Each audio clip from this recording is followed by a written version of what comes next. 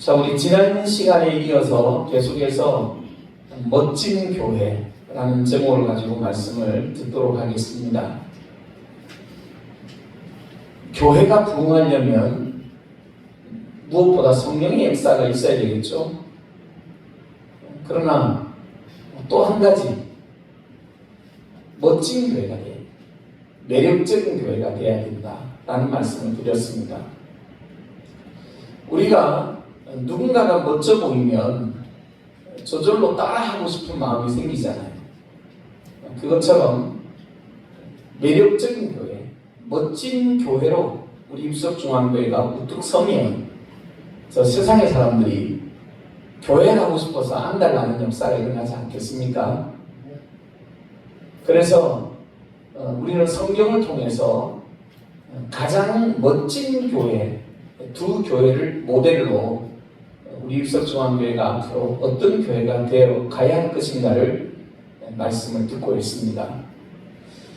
지난 시간에 대표적인 멋진 교회는 예수님의 제자들이 사역하던 초대 교회였다라는 말씀을 드렸습니다.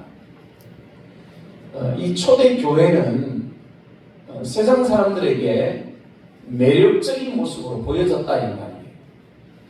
그래서 베드로가 나가서 설교할 때 3,000명, 5,000명 얘기하고 돌아오는 역사가 일어났습니다.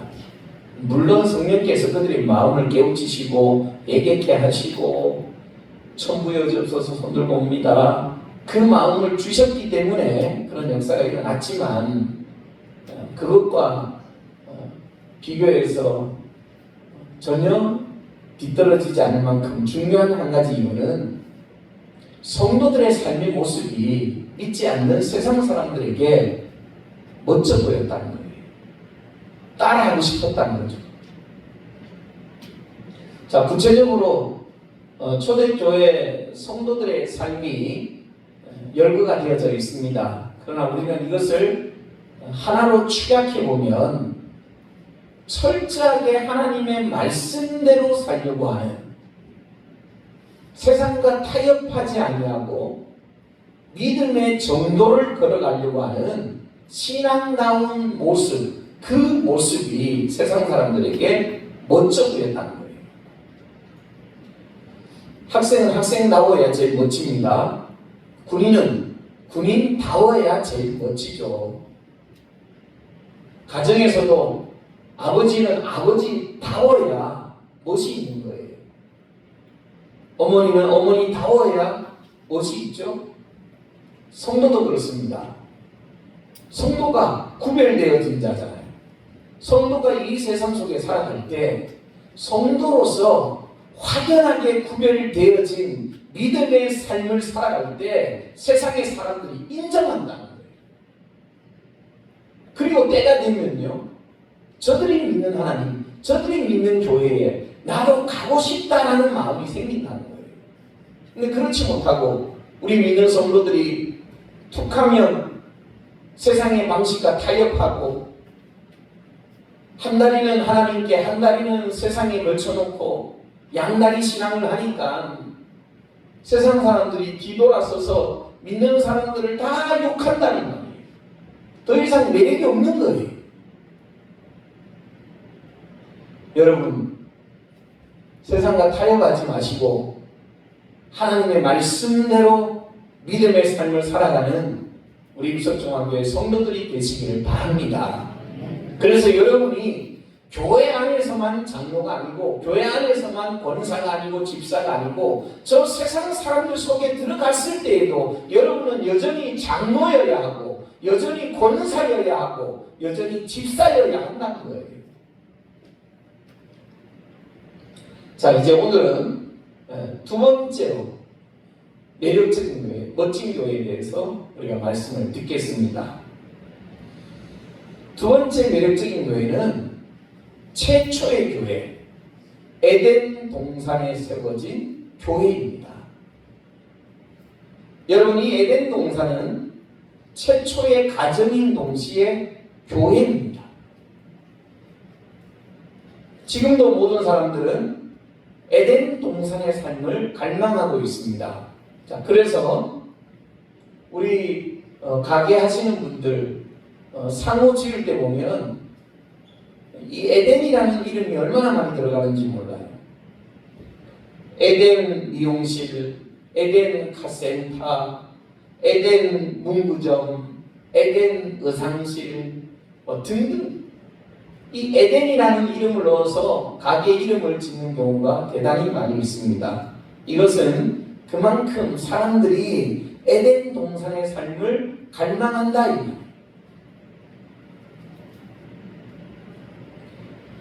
자, 우리는 최초의 교회요, 가정이었던 이 에덴 동산 교회가 과연 어떤 곳이었는가, 우리가 여기에 대해서 말씀을 살펴보면서 모든 사람들이 흠모할 만한 멋진 입석중앙교회, 또 멋진 여러분의 믿음의 가정들이 되시기를 주님의 이름으로 축원합니다. 우리가 창세기를 보면 에덴 동산에 대해서 설명을 합니다.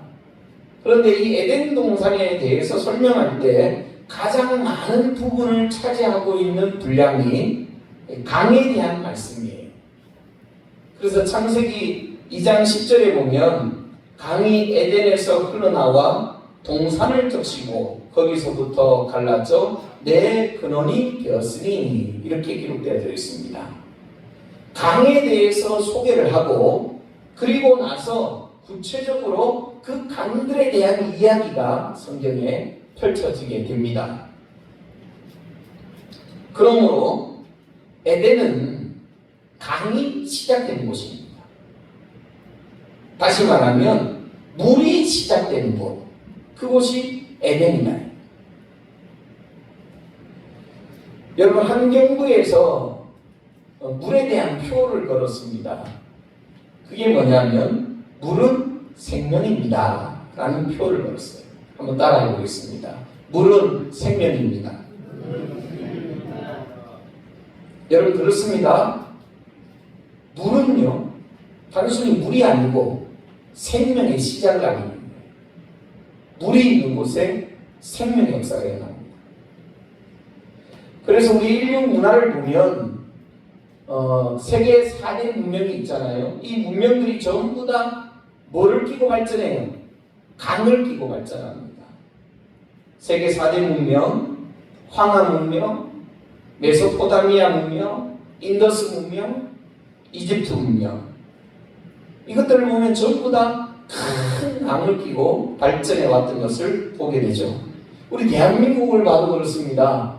여러분, 우리 대한민국이 제일 발전된 곳이 어디입니까? 서울이잖아요. 이 서울이 무슨 강이 있죠? 한강. 이 한강을 끼고 우리 서울 대한민국이 발전한 것을 보게 됩니다. 이건 너무나도 자연스러운 일이에요. 물이 없으면 그 어떤 생명도 존재할 수가 없습니다. 물은 생명입니다. 물에서부터 생명이 시작되고 물로 인해서 그 생명력이 번성해 가는 거예요. 그래서 모든 문명이 강을 끼고서 발전해 가는 것을 보게 되죠. 비가 오고 나면 우리 텃밭에 농작물들이 키가 한 뼘 쑥 커 있는 것을 보게 됩니다. 물이 식물들에게 생명력을 막 불어넣는 거예요. 여러분, 참 신기하지 않아요? 비가 오기 전까지는 키가 자그마했는데 며칠 비가 막 쏟아져서 그리고 나서 며칠 만에 밭에 탁 가보면요, 키가 그냥 한 뼘이나 그냥 거의 열매가 길쭉하게 길어져 있고 성장해간 모습을 보게 됩니다. 물이 그 식물에게 생명력을 막 불어넣는 거예요. 그런 의미에서 강이 시작되는 에덴 동산은 생명이 시작되는 곳입니다. 그리고 만물이 살아나는 역사가 일어나는 곳이 에덴 동산이었던 것을 알게 됩니다. 그래서 모든 사람들은 에덴 동산의 삶을 그리워하는 것입니다. 자, 오늘 우리가 읽은 이 본문에도 보면 성전의 매력에 대해서 지금 얘기하는 거예요. 성전의 매력. 이 성전의 매력을 만물을 살게 하는 생명의 물로 표현하고 있습니다. 성전 문지방에서 물이 솟기 시작합니다. 그리고 그 물이 흘러갑니다. 처음에는 발목에서 찰랑찰랑합니다. 그리고 무릎에 찰랑찰랑합니다. 허리에 찰랑찰랑합니다. 나중에는요, 헤엄을 쳐야 될 만큼 큰 강을 두고 흘러갑니다. 그런데 중요한 것은 이 강물은 모든 만물을 살게 하는 생명의 물이라는 거예요. 부딪히는 모든 것들을 살게 하는 소성의 강이라는 거예요. 자, 우리 본문 8절부터 12절까지 우리 한번 같이 한 음성으로 크게 읽어보겠습니다. 오늘 이 시간에 여러분의 심령에 살게 하는 하나님의 은혜, 여러분의 삶에 살게 하는 하나님의 은혜, 이 강물이 흘러넘치기를 소원하면서 8절부터 12절까지 우리 같이 한 음성으로 공경합니다. 그가 내게 이르시되 이 물이 동쪽으로 향하여 흘러 아라바로 내려가서 바다에 이르리니 이 흘러 내리는 물로 그 바다의 물이 되살아 나리라. 이 강물이 흐르는 곳마다 번성하는 모든 생물이 살고 또 고기가 심히 많으리니 이 물이 흘러 들어가므로 바닷물이 되살아 나겠고 이 강이 이르는 각처에 모든 것이 살 것이며 또 이 강가에 어부가 설 것이니 엔게디에서부터 에네둘라임까지 그 물치는 곳이 될 것이라. 그 고기가 각기 종류를 따라 큰 바다의 고기같이 심히 많으려니와 그 진펄과 갯벌은 되살아나지 못하고 소금 땅이 될 것이며 강 자울가에는 각종 먹을 가실나무가 자라서 그 잎이 시들지 아니하며 열매가 끊이지 아니하고 달마다 새 열매를 맺으리니 그 물이 성소를 통하여 나옵니다. 그 열매는 먹을 만하고 그 잎사귀는 약재가 되리라. 아멘. 여러분 보십시오.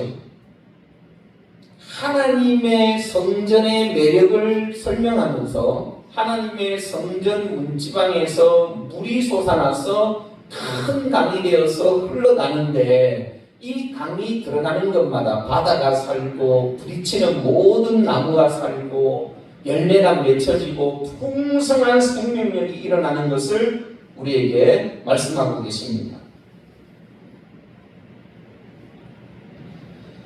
교회가 매력적인 교회가 되려면 그래서 에덴 동산처럼 또 오늘 본문에 있는 이 에스겔이 본 하나님의 성전처럼 날마다 영혼을 살게 하는 날마다 어그러진 우리의 육신의 삶을 회복시키시는 하나님의 역사가 일어나야 할 줄로 믿습니다.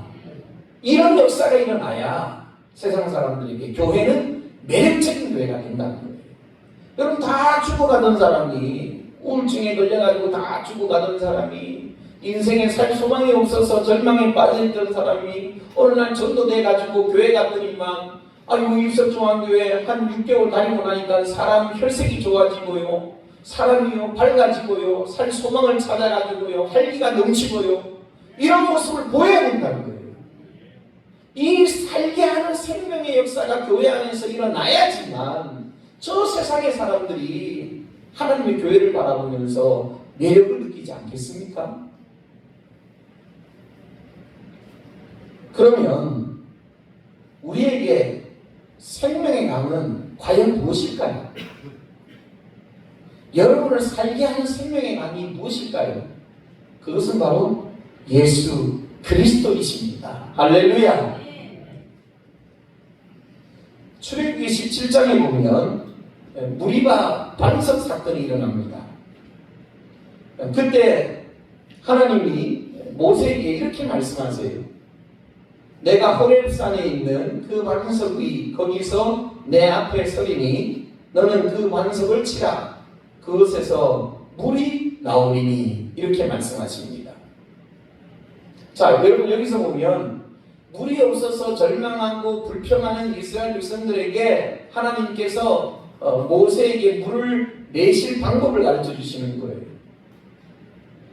너는 호렙산에 있는 이 반석 위에 앞에 네가 서라.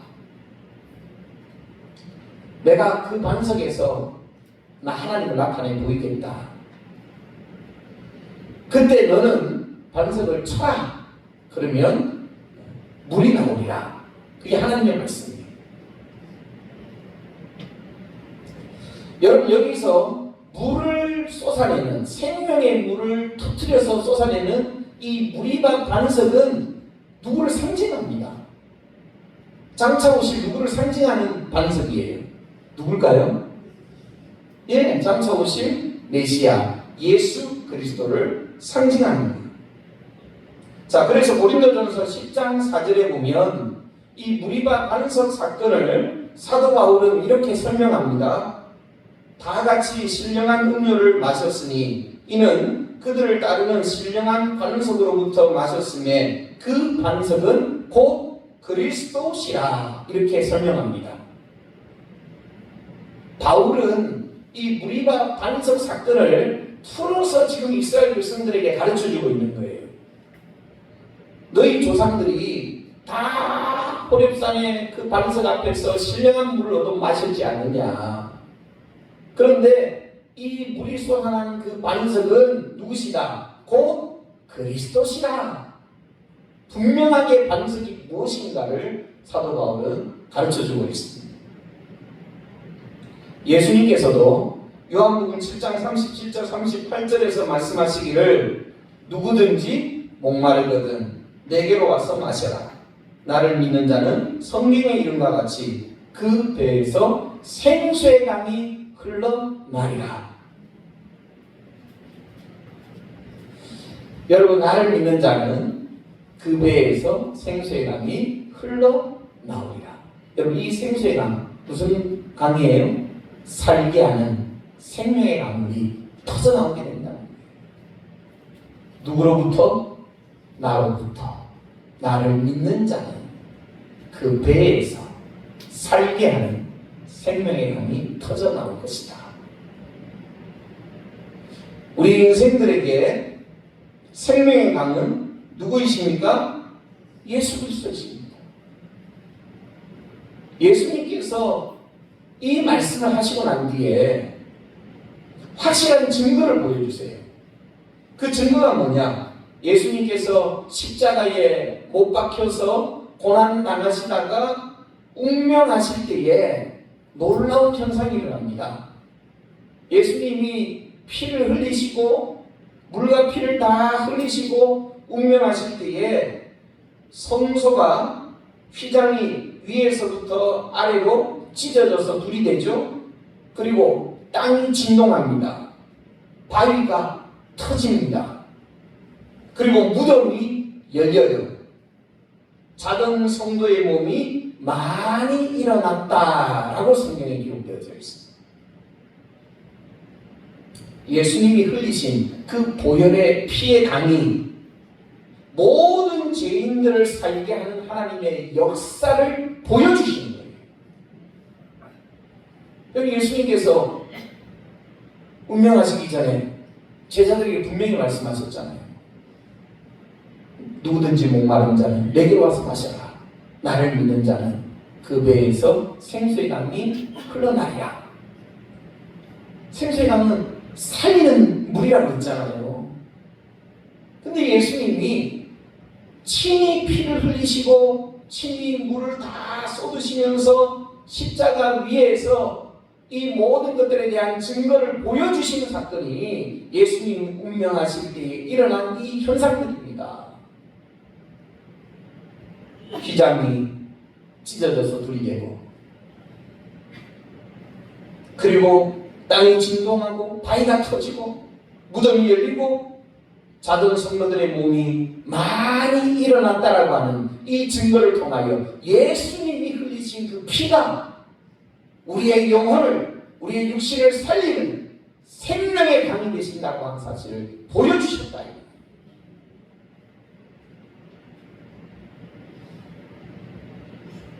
에덴 동산처럼 멋진 교회가 되기 위해서는 예수님으로 인하여 새 삶을 얻는 성도들의 감정이 터져나와야 할 줄로 믿습니다.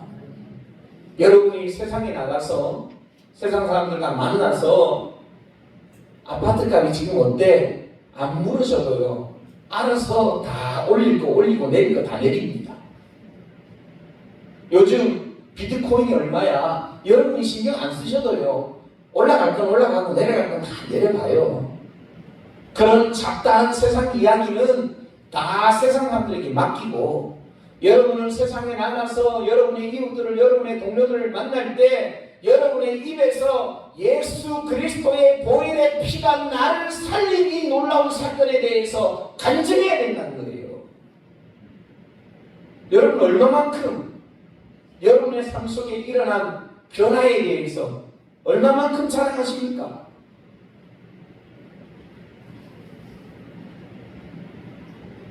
날마다 새 삶을 얻은 성도들의 간증이 터져나와야 세상 사람들이 교회를 바라보며 매력을 느끼지 않겠습니까? 사실 이게 우리 교회 기도 제목입니다. 우리 성도들이 입만 열면 예수 자랑, 입만 열면 하나님의 은혜 자랑, 입만 열면 하나님의 도우심에 대해서 간증, 이렇게 되어지기를 목사로서 늘 기도하는 기도 제목.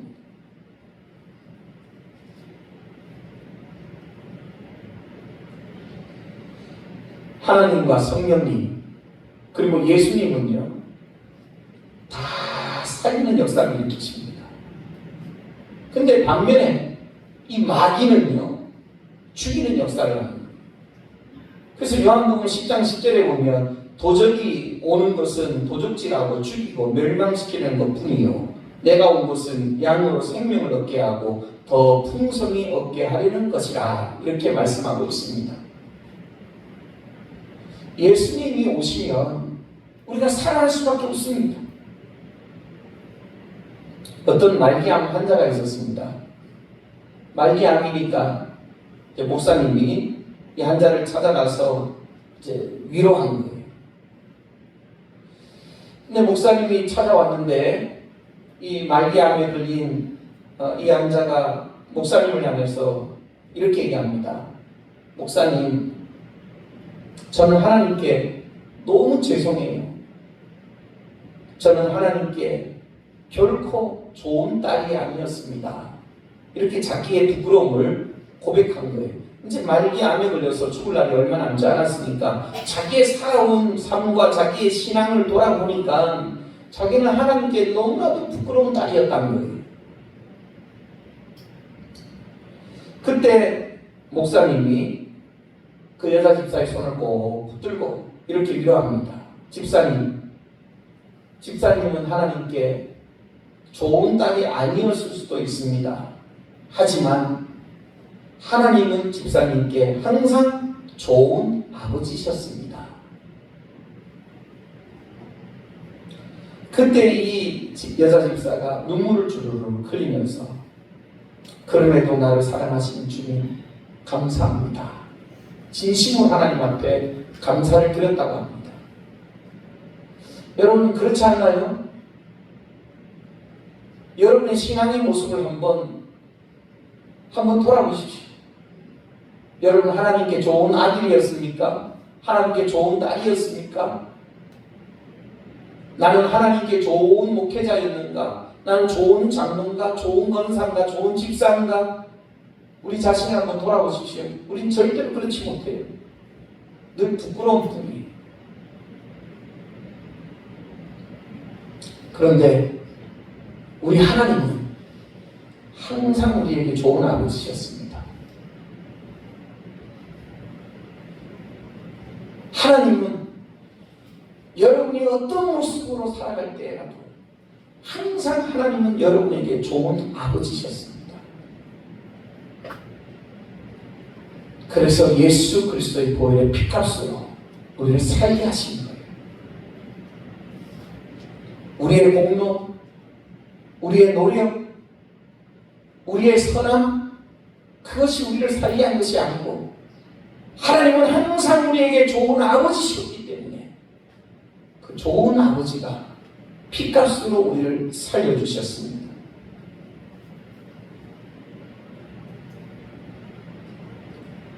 오늘 이 예배 시간에 2000년 전에 피 흘리신 예수 그리스도의 보혈의 피가 누군가를 살게 하시는 하나님의 놀라운 역사로 나타나기를 주님의 이름으로 축원합니다. 오늘 이 자리에 예배하는 그 누군가를 죽을 형편에 절망과 좌절에 고통하고 신음하고 있는 그 누군가를 2000년 전에 피 흘리신 예수의 보혈의 강림, 그 생명의 강림, 누군가의 영혼을 살게 하고 누군가의 육신을 회복시키시는 구원의 능력이 되기를 소원합니다. 더 나아가 물은요, 생명인 동시에 사랑입니다. 한번 따라하겠습니다. 물은 생명인 동시에 사랑입니다. 왜 물이 사랑이냐면 물은요, 가장 두드러지는 특징이 자기를 주장하지 않는다는 거예요. 그래서 여러분, 물은 절대로 다투지 않습니다. 우리가 물이 흘러가는 걸 가만히 보면 물이 이렇게 흘러가다가 뭔가에 탁 부딪히면요, 우리는 뭔가 내 앞을 가로막고 있으면 그거를 막 격파하고 뚫고 그리고 막 전진해 가려고 하는 본성이 있잖아요. 근데 물은 절대 그러지 않아요. 물은 앞으로 흘러가다가 뭔가에 탁 부딪히면 그걸 뚫고 가는 것이 아니고 돌아서 갑니다. 또 가다가 뭔가가 또 탁 막혀요. 그러면 격파하고 가는 것이 아니고 차고 넘칠 때까지 기다렸다가 흘러 넘쳐서 갑니다. 물을 가만히 보십시오. 물은 그릇에 담으면 그런 모양이 됩니다. 병에 담으면 병 모양이 되고, 단 한 번도 내게 맞추라고 말하지 않습니다. 항상 상대방에게 맞추어서 존재합니다. 늘 자신이 희생적으로 다른 것에 맞추어서 존재하려고 합니다. 그게 물의 특성입니다. 여러분, 우리 사람이 무엇과 무엇으로 구성되어져 있느냐? 성경적으로 보면 물과 흙으로 구성되어져 있습니다. 그런데 물이 우리 몸의 몇 퍼센트인지 아세요? 70%. 흙이 30%. 그런데 보세요. 물이 훨씬 지분이 많잖아요. 70%니까. 그래서 물이 자기를 주장하고 내가 지분이 70%니까 나를 좀 나타내고 싶다. 그러면요, 사람들이 어떻게 되겠습니까? 흐물흐물하겠죠, 이렇게. 물이 줄줄줄 흘러내리고 막 그러지 않겠습니까? 근데 물은 지분을 70%를 가지고 있어도 자기를 주장하지 않아요. 그래서 이렇게 잘생긴 목사님이 여러분 앞에 서 있습니다. 사람보다 더한 게 있어요. 수박. 수박은 몇 프로가 물인 줄 아세요? 95%예요. 거의 다 물이에요. 그럼에도 불구하고 수박 보면 얼마나 예뻐요, 그죠? 밖에는 초록색이고 가만줄이 꺼져 있고 탁 잘라보면 하얀색도 있고 파란색도 있고요. 얼마나 예뻐요.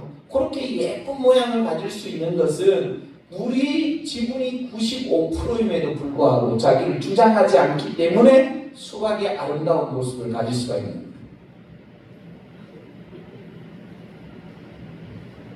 교회가 에덴 동산같이 모든 사람들이 흠모할 만한 매력적인 교회가 되기 위해서는 바로 이 물 같은 성도의, 물 같은 역할을 하는 성도가 많아져야 됩니다.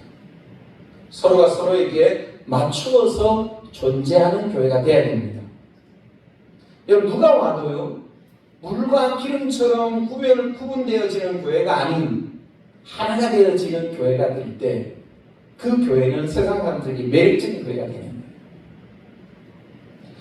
거예요. 성경에 보면 천국을 이렇게 설명하고 있습니다. 천국은 어떤 곳이냐? 우리 어린아이들이 즐겨 부르던 찬양 가사에 보면 사막에 샘이 넘쳐 흐르리라, 사막에 꽃이 피어 향내 내리라, 주님이 다스릴 그 나라가 되면은 사마귀 꽃동산 내리. 여기서부터 중요한 가사가 나와요. 사자들이 어린 양과 뛰놀고. 여러분 보세요. 이거 말이 돼요?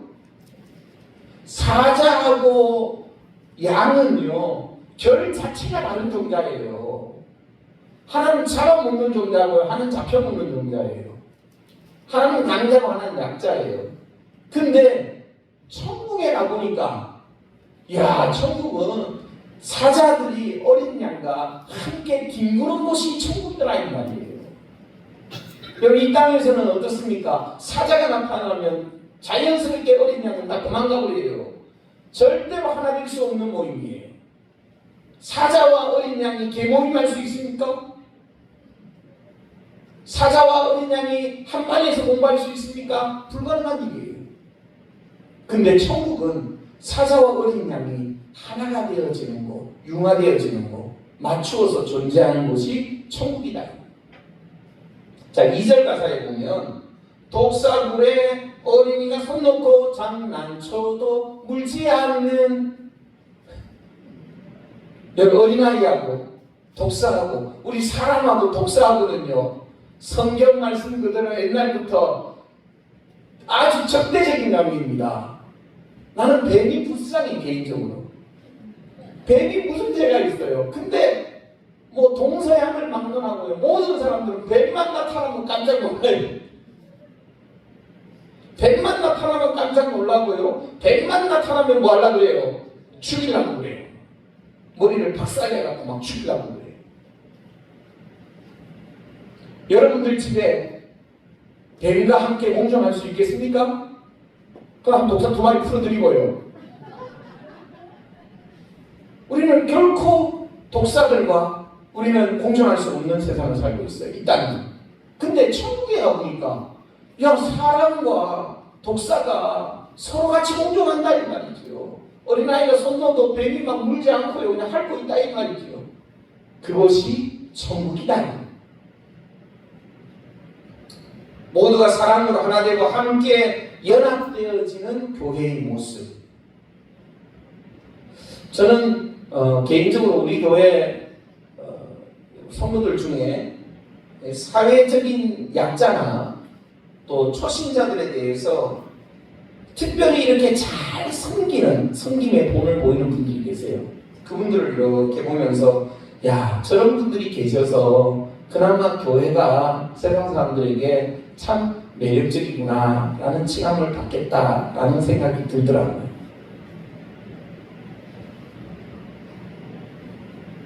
누가 와도 어색하지 않은 교회. 찢어지게 가난한 사람도 마음 편하게 교회 다닐 수 있는 교회. 사회에서 지탄받는 사람도 교회에 와서 편하게 예수 믿을 수 있는 교회. 부자와 가난뱅이가, 배운 자와 못 배운 자가, 건강한 자와 병든 자가 하나 되어져서 서로 맞추어서 공존하면서 세워져가는 교회. 그런 교회가 될 때 비로소 교회는 세상 사람들에게 매력적인 모습으로 보여지게 될 줄로 믿습니다. 가끔씩 교회를 왔다가 교회 안 나오는 분들 중에 경로당이나 또는 친구들을 만나서 이런 얘기를 한다는 분들이 계시다 그래요. 교회는 부자들만 다니는 교회라고. 그런 얘기를 들을 때 참 가슴이 아파요. 교회가 그들에게 어떻게 보였기에 교회는 돈 있는 사람들, 부자들만 가는 교회라고 그런 얘기를 들을까 참 가슴 아프죠. 모두가 함께 공존할 수 있는 교회. 그러기 위해서는 나를 주장하는 것이 아니고 서로가 서로에게 맞추어서 존재하는, 배려하고 격려하고 함께 세워져가는 건강한 교회가 되어야 할 줄로 믿습니다. 우리가 2주간에 걸쳐서 매력적인 교회에 대해서 살펴보았습니다.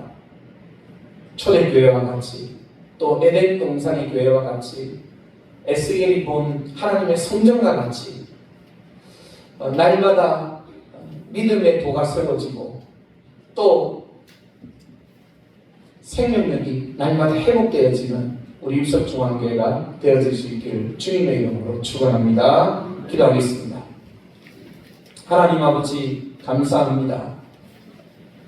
오늘 이 시간에 우리 입석중앙교회가 오늘 말씀을 들은 것처럼 에스겔이 본 하나님의 성전처럼 생수의 강이 터져나오는 교회가 되기를 소원합니다.